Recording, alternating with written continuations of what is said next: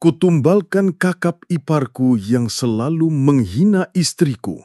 Seperti apa kisah lengkapnya? Simak videonya sampai selesai. Semoga kalian yang menonton video ini selalu diberikan kesehatan dan dilancarkan rezekinya. Amin. Rino dan Anya tinggal di rumah kecil berdinding kayu di pinggir desa. Rumah itu warisan orang tua Rino yang sudah meninggal beberapa tahun lalu. Lantainya masih tanah, atapnya bocor di beberapa titik. Setiap kali hujan turun, Anya harus sigap menaruh ember atau baskom untuk menampung air yang menetes dari langit-langit.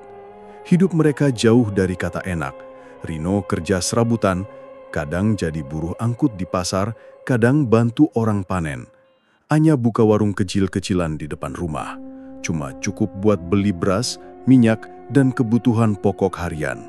Sudah 3 tahun mereka menikah, tapi belum juga punya anak. Itu yang jadi omongan orang-orang, terutama keluarga besar Rino. Yang paling sering nyinyir adalah Wati, kakak perempuan Rino. Wati tinggal di kota, punya suami PNS, anak 2, dan rumah mewah. Setiap kali pulang kampung, wajah Wati seperti tak pernah lepas dari ekspresi jijik kalau melihat rumah Rino. "Wah, rumah kamu masih kayak gini ya, Rin? Kayak kandang ayam. Ndak malu apa? Udah nikah lama tapi masih begini-begini aja." Begitu kata Wati sambil cekikikan. Anya hanya bisa senyum kecut waktu itu, menahan diri biar nggak terpancing emosi. Tapi bukan cuma itu. Wati juga sering menyindir soal anak. Kalian tuh udah 3 tahun nikah kan? Kok belum diisi juganya? Jangan-jangan mandul ya?" katanya sambil tertawa lebar. Rino diam. Waktu itu mereka lagi makan bersama di rumah orang tua yang kini dihuni adik bungsu mereka. Semua keluarga ada di situ. Dan Wati bicara keras-keras seolah sengaja biar semua dengar. "Nanti lama-lama suamimu bosen loh nya.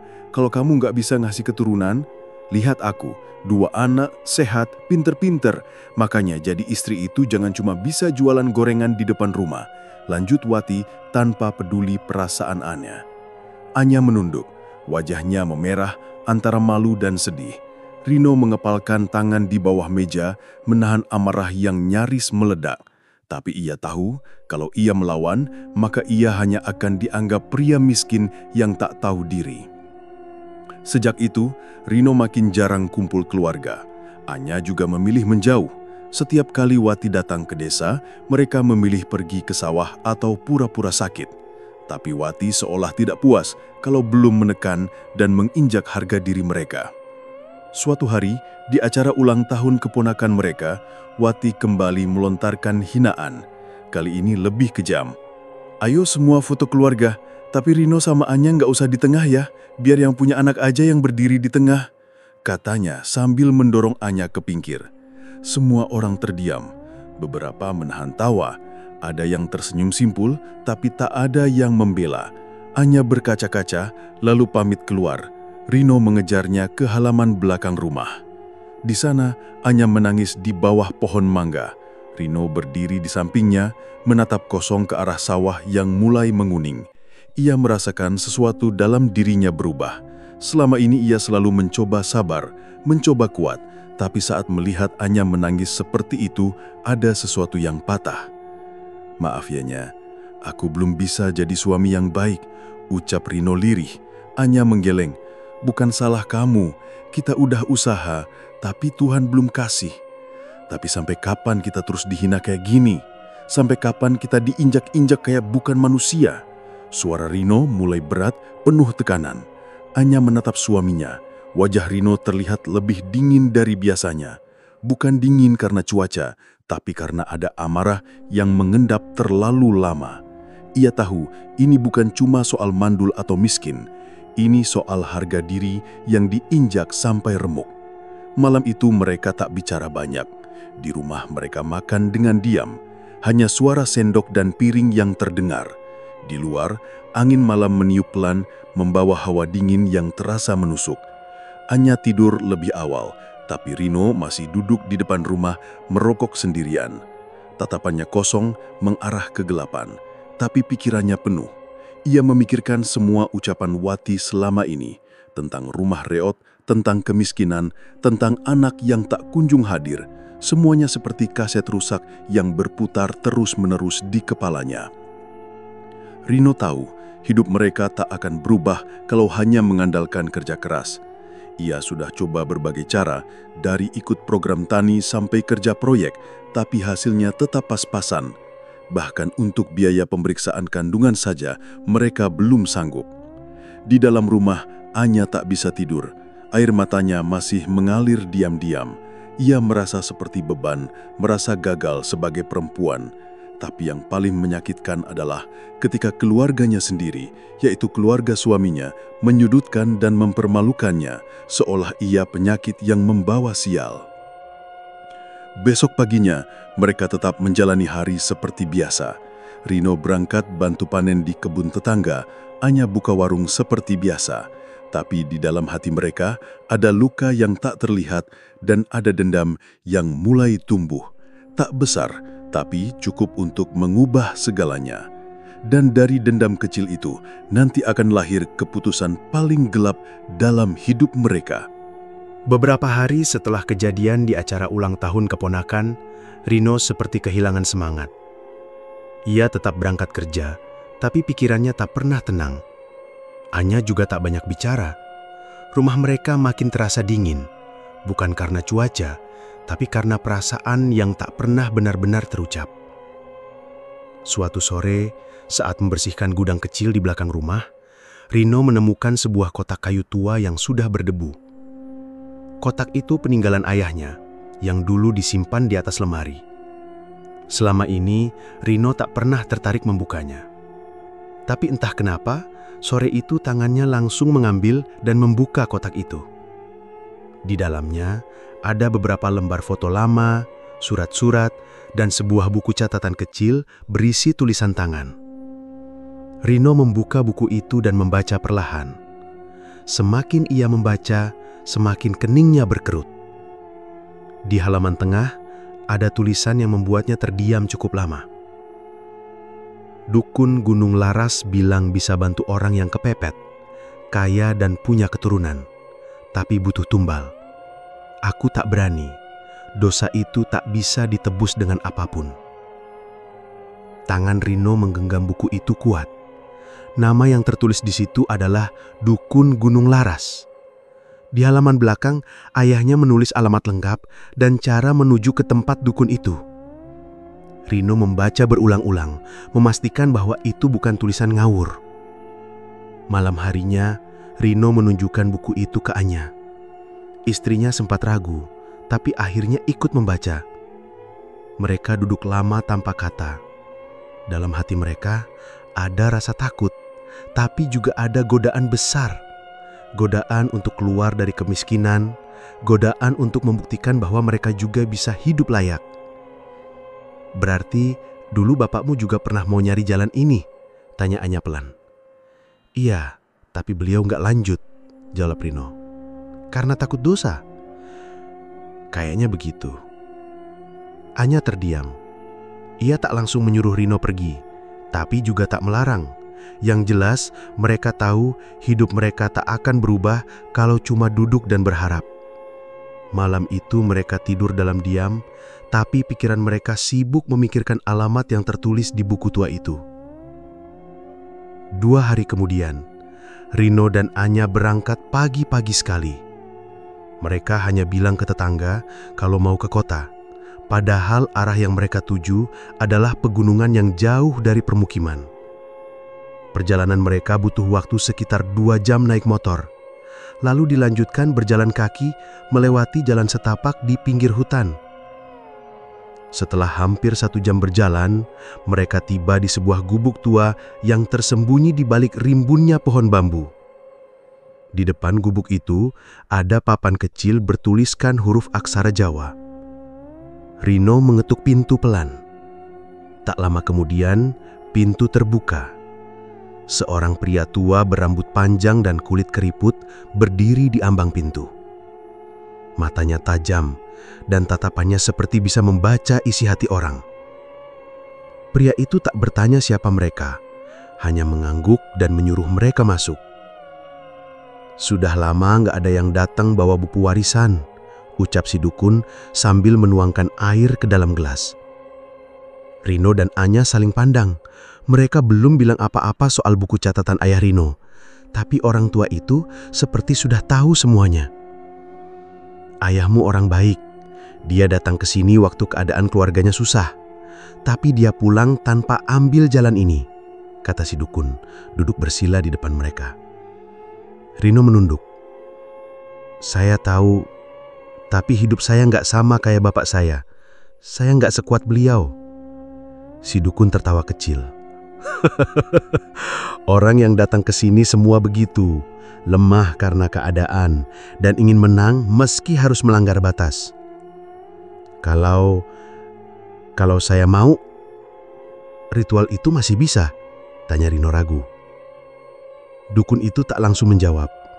Ia membuka sebuah kotak hitam dan mengeluarkan kain merah yang digulung rapi.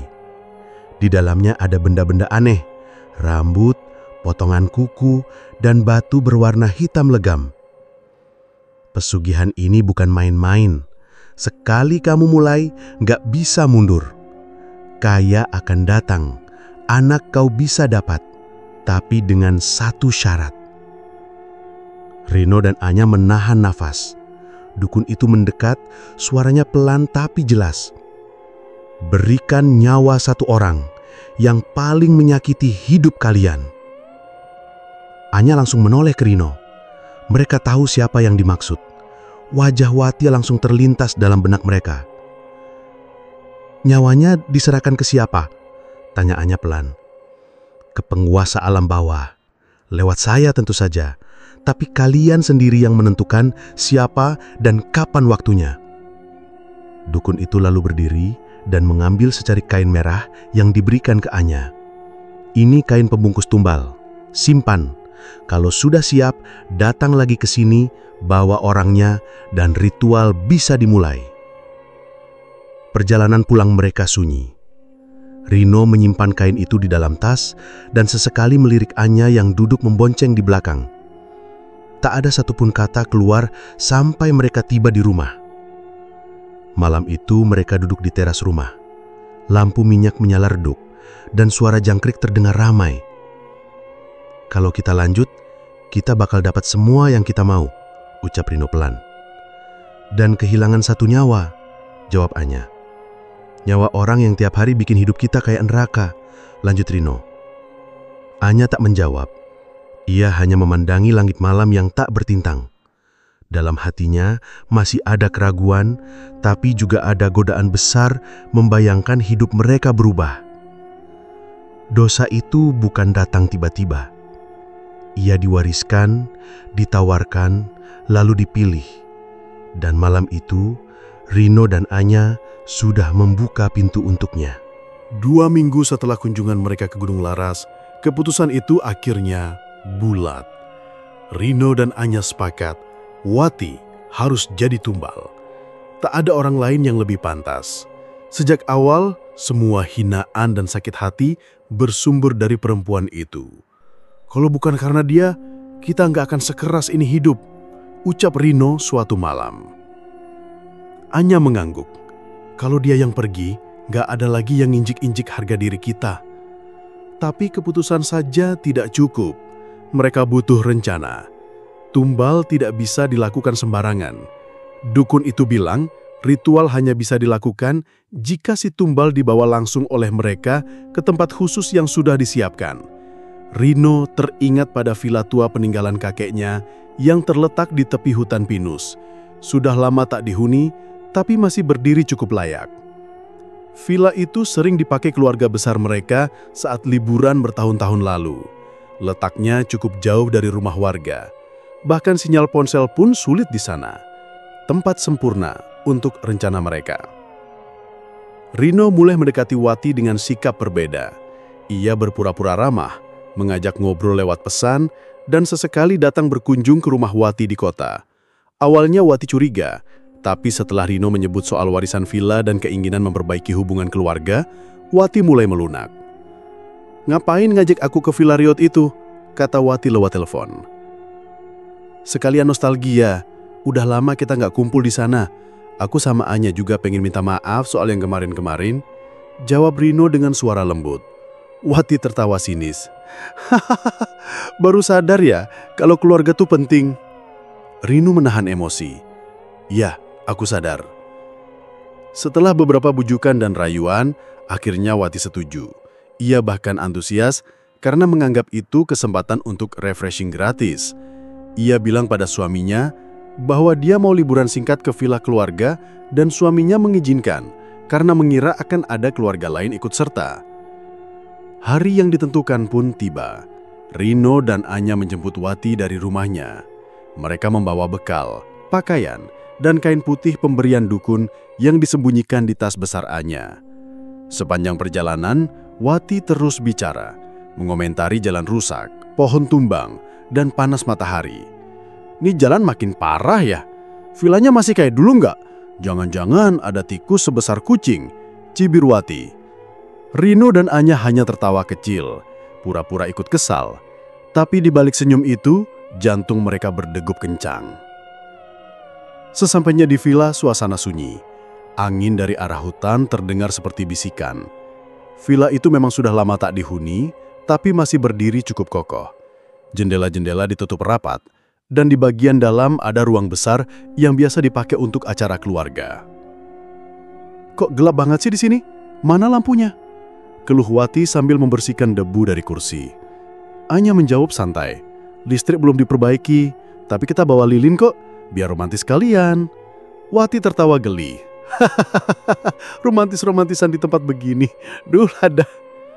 Malam pun tiba. Setelah makan malam seadanya, Rino menyuruh Wati untuk beristirahat dulu di kamar atas. Katanya ia dan Anya ingin bersih-bersih di bawah. Wati setuju, naik ke atas sambil membawa handphone dan cermin kecil. Begitu Wati naik, Rino mengunci pintu depan dan jendela. Ia memberi kode ke Anya, lalu mengeluarkan kain putih dari dalam tas Anya. Mereka berdua mengenakan pakaian hitam yang sudah disiapkan, lalu menyalakan lilin dan membentuk lingkaran kecil di ruang utama. Aroma dupa mulai memenuhi ruangan.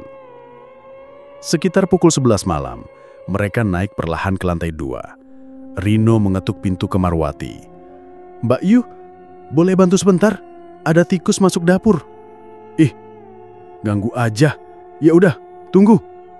Begitu pintu terbuka, Rino langsung menutup mulut Wati dengan kain basah yang sudah diberi ramuan tidur dari dukun. Wati berontak, tapi tubuhnya mulai lemas dalam hitungan detik. Anya membantu menahan tubuhnya, dan bersama-sama mereka menurunkannya ke bawah. Wati dilekatkan di tengah lingkaran lilin. Dukun tidak menyuruh membunuh dengan tangan sendiri, tapi harus menyaksikan tubuh tumbal diambil oleh makhluk pesugihan yang akan muncul setelah mantra dibacakan. Rino membuka buku kecil berisi petunjuk ritual. Ia membaca pelan, gugup, tapi suaranya terus mengalun. Anya berdiri di samping Wati memegang kain putih untuk membungkus tubuh jika proses sudah selesai. Tiba-tiba, udara di ruangan menjadi dingin. Lilin-lilin bergoyang meski tak ada angin. Dari sudut ruangan, muncul bayangan hitam seperti kabut pekat. Bayangan itu perlahan mendekati ke arah tubuh Wati yang tak sadarkan diri. Anya menggenggam tangan Rino erat. Nafas mereka tersecak. Bayangan itu melingkari Wati, lalu masuk ke dalam tubuhnya perlahan. Wati menggeliat sebentar, seperti sedang bermimpi buruk, lalu tubuhnya diam. Tak ada darah, tak ada jeritan. Hanya bau busuk yang menyengat dan suara aneh seperti hembusan angin dari dasar sumur. Setelah semua selesai, tubuh Wati dibungkus kain putih dan dibawa ke dalam hutan di belakang villa. Sesuai petunjuk, mereka mengubur tubuh itu di bawah pohon beringin tua dan menancapkan jarum emas ke tanah sebagai tanda. Malam itu langit mendung tapi tak hujan. Rino dan Anya berdiri di depan kuburan itu, saling berpandangan. Tak ada penyesalan di mata mereka, hanya lega dan rasa seperti beban besar telah dilepaskan. Keesokan paginya, mereka kembali ke desa dengan alasan Wati tak mau ikut pulang karena ingin menyendiri beberapa hari di villa. 2 hari kemudian, keluarga besar geger. Wati dinyatakan hilang. Suaminya panik, polisi dikerahkan, warga ikut mencari. Rino dan Anya pura-pura ikut panik. Mereka ikut menyusuri hutan, pura-pura berteriak memanggil nama Wati, tapi tak ada yang ditemukan. Villa kosong, tak ada jejak. Polisi hanya menyimpulkan bahwa Wati mungkin tersesat atau jadi korban penculikan. Hari berganti minggu. Kasus Wati menghilang tak pernah terpecahkan. Tapi di rumah Rino dan Anya, sesuatu mulai berubah. Warung Anya makin ramai. Rino tiba-tiba diajak kerjasama oleh pengusaha dari kota yang ingin buka lahan pertanian di desanya. Mereka mulai punya tabungan, mulai memperbaiki rumah, dan yang paling mengejutkan, Anya mulai hamil. Dan semua itu adalah harga dari satu nyawa. Sejak hari itu, hidup Rino dan Anya berubah drastis. Perubahan yang datang cepat, seperti mimpi. Dalam waktu 2 minggu, warung kecil Anya yang dulunya sepi pembeli tiba-tiba ramai. Entah dari mana datangnya, banyak warga luar desa yang mulai berdatangan belanja. Mereka bahkan rela antre. Rino juga mendapat telepon dari seseorang yang mengaku perwakilan investor asal kota.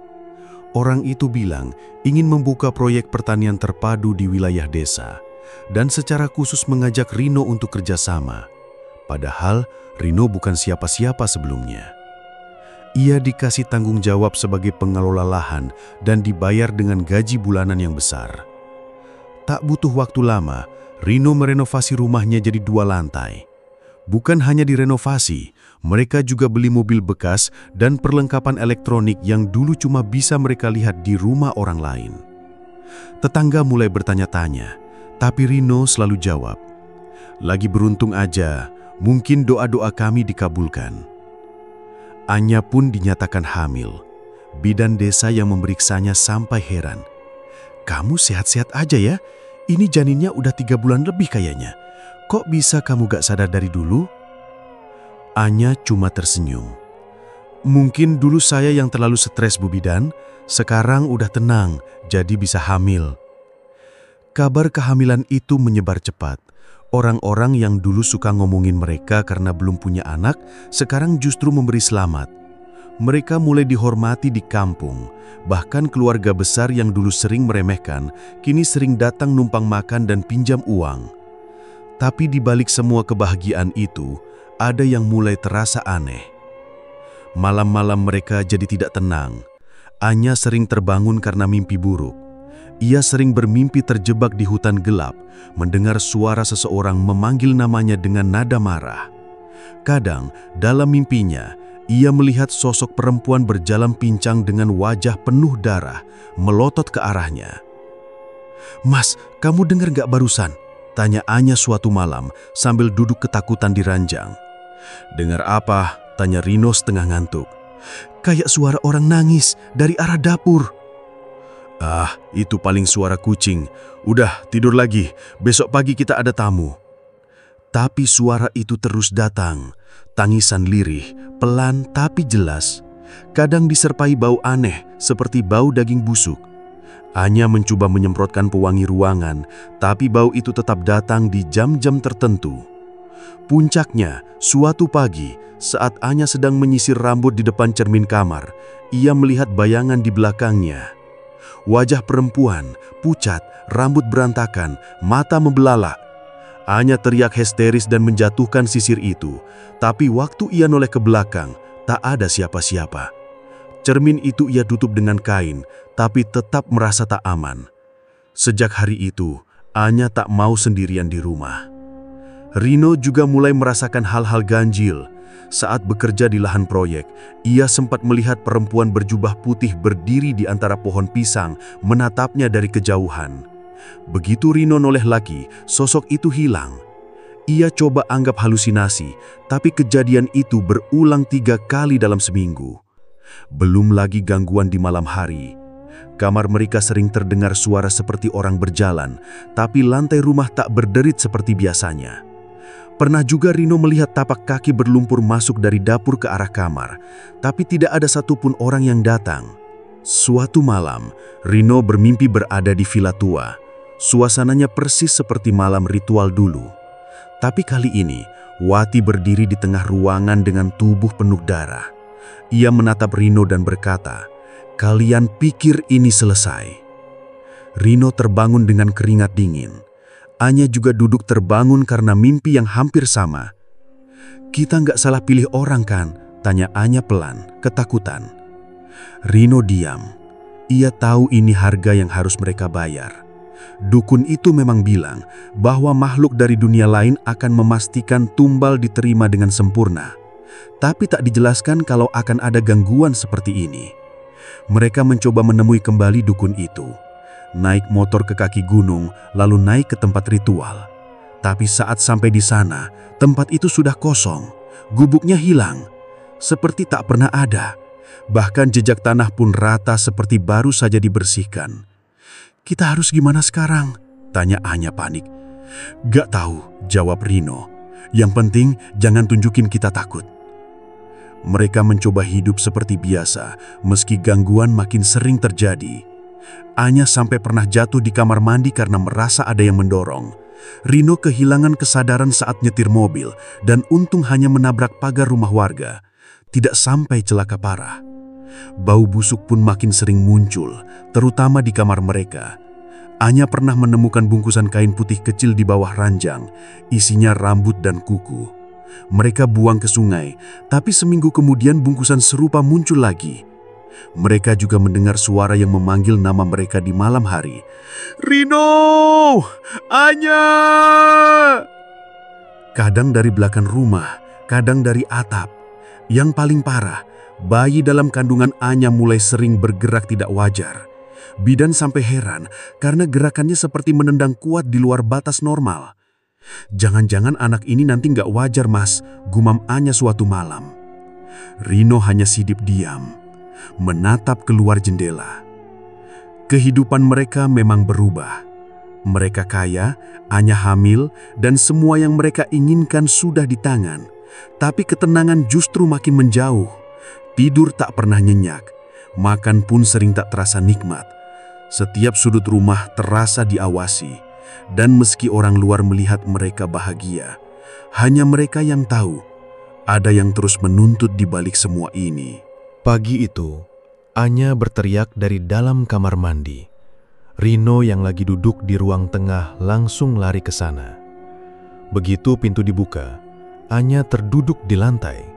Tubuhnya lemas dan darah mengalir dari kakinya. "Mas," perutku, suaranya gemetar. Tangan kirinya menggenggam erat kain daster. Rino panik. Ia gendong Anya ke mobil dan langsung meluncur ke bidan desa. Tapi setelah diperiksa, bidan menggeleng dengan wajah tegang. "Kandungan Anya hilang, gak ada janin di dalamnya." "Apa maksudnya, Bu?" tanya Rino dengan suara meninggi. "Baru minggu lalu diperiksa sehat, kok bisa tiba-tiba hilang?" Bidan tidak bisa menjawab pasti. Secara medis itu mustahil. Tak ada tanda-tanda keguguran normal, tapi janin memang tak lagi ada di rahim Anya. Selama perjalanan pulang, suasana di dalam mobil hening. Anya memeluk perutnya sambil sesekali menangis pelan. Rino hanya memandang lurus ke depan, rahangnya mengeras. Di kepalanya berputar-putar pikiran yang makin sulit dijelaskan dengan logika. Malamnya, gangguan kembali datang, bahkan lebih parah dari sebelumnya. Uang di dalam brankas berubah jadi daun kering. Bukan cuma 1 atau 2 lembar, tapi semua. Uang di dompet juga lenyap begitu saja. Rino mencoba mencari akal, menghubungi pihak bank untuk ambil tabungan, tapi akses mereka ditolak. Sistem menyatakan identitas Rino tidak ditemukan. Tak sampai di situ, mimpi buruk kembali datang. Dalam tidurnya, Rino melihat Wati berdiri di depan rumah. Tubuhnya kotor berlumpur, matanya kosong, dan mulutnya sobek sampai ke pipi. Wati menyeret dirinya ke arah Rino dan tiba-tiba menarik kaki Rino kuat-kuat ke dalam tanah. Rino berteriak dan terbangun dengan napas tersengal. Kaki kirinya benar-benar terasa nyeri, seperti baru dicekik kuat. Anya pun mulai bicara sendiri di malam hari. Ia sering mengigau sambil menyebut nama Wati. Kadang tertawa, kadang menangis keras sampai membuat bulu kuduk berdiri. Di suatu malam, Rino bahkan melihat Anya berdiri di pojok kamar menatap ke arah lemari sambil berkata, "Maafin aku cuma pengen anak." Pagi harinya, Anya tak ingat apa-apa. "Kita nggak bisa gini terus, Mas," kata Anya ketakutan. "Aku udah nggak sanggup, rasanya kayak mau gila." Akhirnya, mereka putuskan kembali ke gunung tempat dukun itu berada. Mereka naik motor, menyusuri jalan tanah, dan mendaki pelan-pelan seperti dulu. Tapi sesampainya di sana, suasana tempat itu jauh berbeda. Gubuk tempat dukun itu dulu tinggal sudah rusak parah. Dindingnya roboh, atapnya hancur, dan bau busuk menyengat dari dalam. Mereka masuk dengan hati-hati. Di tengah ruangan ada kain putih terbentang menutupi sesuatu. Rino arik kain itu. Ternyata tubuh sang dukun sudah membusuk, matanya terbuka lebar, dan lidahnya menjulur keluar. Anya langsung muntah. Rino mundur sambil menutup hidung. Di dinding gubuk ada tulisan seperti dicakar. "Tumbal salah, arwah tak rela, balik akan dibayar 2 kali lipat." Rino terpaku, tangannya gemetar. Ia sadar, semua ini bukan sekedar gangguan biasa. Wati tidak pergi dengan tenang. Ia masih ada dan marah. Sepulang dari sana, mereka hidup seperti dikepung ketakutan. Anya tak berani ke kamar mandi sendiri. Rino tak bisa tidur lebih dari 2 jam tanpa mimpi buruk. Makanan yang mereka makan sering terasa hambar atau berubah rasa jadi anyir. Toko mereka yang dulu ramai mendadak sepi. Barang dagangan membusuk padahal baru datang. Minimarket yang semula jadi andalan kini kosong dari pembeli. Satu persatu pegawai minta berhenti karena sering diganggu. Ada yang melihat bayangan hitam, ada yang mengaku ditampar saat sendirian di gudang. Puncaknya, saat mereka sedang makan malam, lampu rumah tiba-tiba padam. Dari luar jendela, terdengar suara perempuan menyanyi lirih. Lagu yang biasa dinyanyikan Wati saat menimbang keponakannya. Anya langsung gemetar. Rino menggenggam tangan istrinya. "Kita harus keluar dari rumah ini," kata Anya. "Pindah pun percuma, dia nggak terikat tempat." Malam itu, mereka duduk di ruang tamu sambil berjaga. Tak ada yang berani tidur. Tapi suara-suara tetap datang. Piring yang jatuh sendiri di dapur, langkah kaki dari atap, dan suara Wati memanggil nama mereka berulang-ulang. Keesokan harinya, Rino mencoba mendatangi orang pintar lain di desa seberang. Tapi saat menyebut nama Wati dan kejadian di villa, si orang pintar menolak membantu. "Kalau arwah itu udah jadi penuntut, bukan saya yang bisa bantu. Kalian yang harus selesaikan sendiri." Rino semakin putus asa. Ia tahu mereka telah membuat kesalahan besar. Tumbal bukan sekedar menukar nyawa. Kalau orang yang ditumbalkan tidak benar-benar terputus urusannya di dunia, arwahnya bisa jadi penuntut. Dan Wati, sekejam apapun dia dulu, tetap bagian dari keluarga. Ia punya banyak urusan yang belum selesai. Rasa benci, rasa iri, bahkan rasa sayang yang tak terucap. Kini, semua itu berubah jadi dendam. Dendam yang menempel pada Rino dan Anya, menuntut harga yang lebih mahal dari yang mereka bayangkan. Mereka hanya bisa duduk di ruang tengah, menatap kosong ke depan, dengan satu pertanyaan. Apa semua ini sepadan dengan yang kita inginkan dulu? Sudah seminggu Rino tidak keluar rumah. Tirai jendela selalu tertutup. Suara televisi menyala terus, tapi tak ada orang yang benar-benar menontonnya. Listrik sering mati sendiri meskipun tak ada pemadaman. Rumah besar itu kini seperti kuburan, dingin dan mencekam. Rino duduk di sudut kamar sambil tertawa sendiri. Rambutnya awut-awutan, matanya merah, dan tubuhnya makin kurus. Di hadapannya ada bantal yang ia panggil Wati. "Kamu puas ya? Hah? Sekarang giliranmu yang senyum.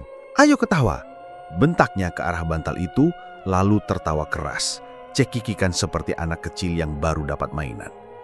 Sementara itu, Anya lebih sering mengurung diri di kamar mandi. Makan pun hampir tak pernah. Wajahnya pucat, tubuhnya seperti tak ada tenaga. Setiap malam ia duduk di lantai kamar, menghadap ke cermin, hanya diam. Kadang terdengar suaranya bergumam, "Aku cuma mau anak, kenapa jadi begini?" Gangguan goib semakin parah. Cermin retak-retak sendiri. TV menyala sendiri menampilkan gambar hitam putih tanpa suara. Lampu menyala mati, seolah ada yang mainkan saklar. Di dapur, panci bergerak sendiri, jatuh dari rak, mengagetkan Anya yang sedang duduk melamun. Beberapa tetangga mulai resah. "Waktu malam sering terdengar suara perempuan nangis dari dalam rumah itu," kata Bu Marni, tetangga depan. "Kadang suara teriakan, kayak orang kesurupan," tambah Pak Darto, ketua RT. Tak ada yang berani mendekat, bahkan tukang ojek langganan pun menolak antar paket ke rumah Rino. Warga menganggap rumah itu sudah diisi oleh sesuatu yang tak kasat mata. Pada suatu malam, Rino keluar rumah. Ia berjalan ke tengah halaman depan sambil menengadah ke langit. "Aku tahu ini belum cukup kan? Ambil aku sekalian. Mau apa lagi, hah?" Tiba-tiba, pohon mangga di depan rumah bergoyang keras meskipun angin tidak berhembus. Rino terjatuh ke tanah lalu tertawa keras seperti orang kesetanan. Besok paginya, Anya ditemukan oleh pembantu yang kebetulan datang ke rumah karena merasa curiga tidak ada kabar. Pintu tidak dikunci, rumah dalam keadaan berantakan. Anya ditemukan tergantung di kamar mandi, masih mengenakan daster lusuh. Di bawah tubuhnya ada ember kosong dan surat kecil bertuliskan, "Aku capek, maaf." Berita bunuh diri Anya menyebar cepat. Polisi datang tapi tidak menemukan Rino di rumah. Semua ruangan diperiksa, tidak ada tanda-tanda kekerasan selain tali di kamar mandi. Keterangan dari warga menyebut Rino terakhir kali dilihat sehari sebelum Anya meninggal. Ia berjalan ke arah hutan di belakang rumah dengan baju compang-camping sambil tertawa keras dan berbicara sendiri. Sampai sekarang, Rino tidak pernah ditemukan. Ada yang bilang dia masuk ke dalam hutan dan tidak keluar lagi. Ada yang percaya tubuhnya sudah habis dimakan binatang liar. Tapi sebagian besar orang desa percaya Rino menjadi bagian dari tumbal lanjutan karena Wati belum puas. Rumah mewah yang dulu jadi kebanggaan kini kosong dan rusak. Jendela pecah, cat mengelupas, dan halaman penuh ilalang. Orang-orang menyebutnya rumah kutukan. Kadang-kadang anak-anak desa berani mendekat hanya untuk uji nyali. Mereka bersumpah pernah melihat bayangan perempuan di jendela atas dengan rambut panjang dan wajah pucat menatap ke arah jalan. Konon, suara cekikikan lelaki dan tangisan perempuan masih terdengar dari dalam rumah itu saat malam Jumat. Rumah besar di ujung desa itu kini tinggal bangunan kosong yang menyeramkan. Catnya sudah pudar, temboknya berjamur, dan jendela-jendelanya pecah seperti habis dilempar batu. Pagar yang dulu megah, kini hanya tersisa rangka karat. Rumput liar tumbuh tinggi menutupi hampir seluruh halaman depan, seakan menelan bangunan itu pelan-pelan. Warga desa memilih memutar jalan kalau harus lewat sana, terutama malam hari. Tak ada yang berani mendekat, apalagi masuk. Bahkan tukang sapu desa pun enggan menyentuh area sekitar rumah itu, meskipun daun-daun dari pohon besar di sampingnya sering berjatuhan ke jalan. "Jangan lewat situ, Dek.